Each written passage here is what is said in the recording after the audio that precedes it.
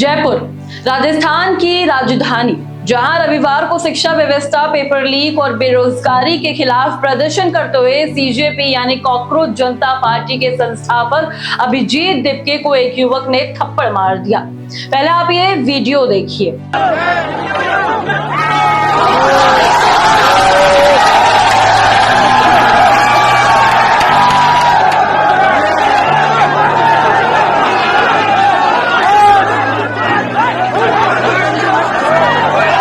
हजारों लोगों की भीड़ शिक्षा मंत्री धर्मेंद्र प्रधान के इस्तीफे की मांग, और तभी भीड़ के बीच कुछ युवक आते हैं और अभिजीत दिपके को कसकर थप्पड़ लगा देते हैं।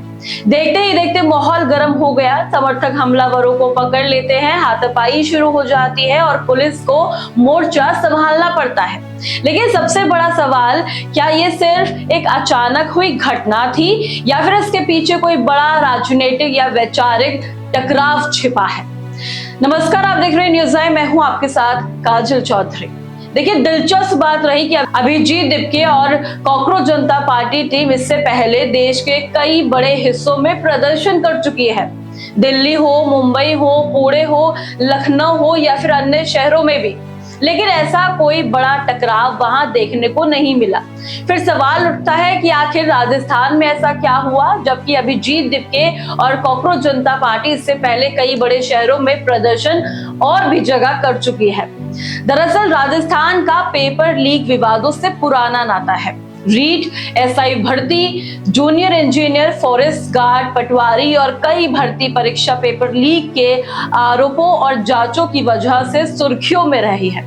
यानी जिस मुद्दे को लेकर कॉकरोच जनता पार्टी सड़क पर उतरी, तो वही राजस्थान के युवाओं के लिए सिर्फ एक राष्ट्रीय मुद्दा नहीं था, बल्कि एक व्यक्तिगत दर्द भी था।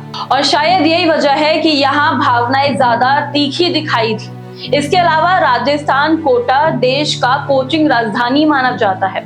हर साल लाखों छात्र अपने सपनों को लेकर वहां आते हैं, नीट और जेईई जैसे एग्जाम्स की तैयारी करते हैं। ऐसे में जब पेपर लीक का मुद्दा उठता है तो उसका असर सीधे उन लाखों छात्रों और उनके परिवारों पर पड़ता है, जिन्होंने वर्षों की कड़ी मेहनत और करोड़ों रुपए इस तैयारी में फूंक दिए हो। यानी राजस्थान सिर्फ एक राज्य नहीं, बल्कि प्रतियोगी परीक्षाओं की राजनीति और युवाओं के गुस्से का सबसे बड़ा केंद्र है। चलिए बातें उस पहलू पर जहां घटना के बाद पुलिस ने उन 5 लोगों को हिरासत में ले लिया जिन्होंने थप्पड़ लगाए थे। अब इसमें शामिल है रोहित शर्मा, राकेश गुर्जर, अजय शर्मा, कुलदीप सिंह शेखावत और निकेत। अब लेकिन सबसे ज्यादा जो नाम चर्चा में है वो 2 जनों के हैं। पहला नाम राकेश गुर्जर, दूसरा नाम रोहित वैष्णव उर्फ रोहित शर्मा। अब स्थानीय स्तर पर कुछ ऐसी उपलब्धि मिली है कि अब कुछ जानकारियां मिली है, जैसे राकेश गुर्जर को दीनदयाल गुर्जर युवा मोर्चा का उपाध्यक्ष बताया जा रहा है, जबकि संगठन के अध्यक्ष उनके भाई दीनदयाल गुर्जर है। देखिए, उन्होंने कहा कि पेपर लीक सिर्फ बहाना है, ये लोग युवाओं को गुमराह कर रहे हैं, किसी राजनीतिक पार्टी से वो ताल्लुक नहीं रखते और वो जयपुर के हैं और राष्ट्रवादी अपने आप को कह रहे हैं। और राकेश गुर्जर ने अपने बयान में अभिजीत दिपके और सीजेपी यानी कॉकरोच जनता पार्टी पर कई गंभीर आरोप लगाए, उन्हें जिहादी मानसिकता से जुड़ा बताया। घटना के बाद एक और नाम चर्चा में आया, जो था रोहित वैष्णव। अब स्थानीय लोगों के मुताबिक रोहित जयपुर में नमो चाय नाम के एक आउटलेट को संभालते हैं, जिसकी मल्टीपल फ्रेंचाइजी जयपुर में ही है।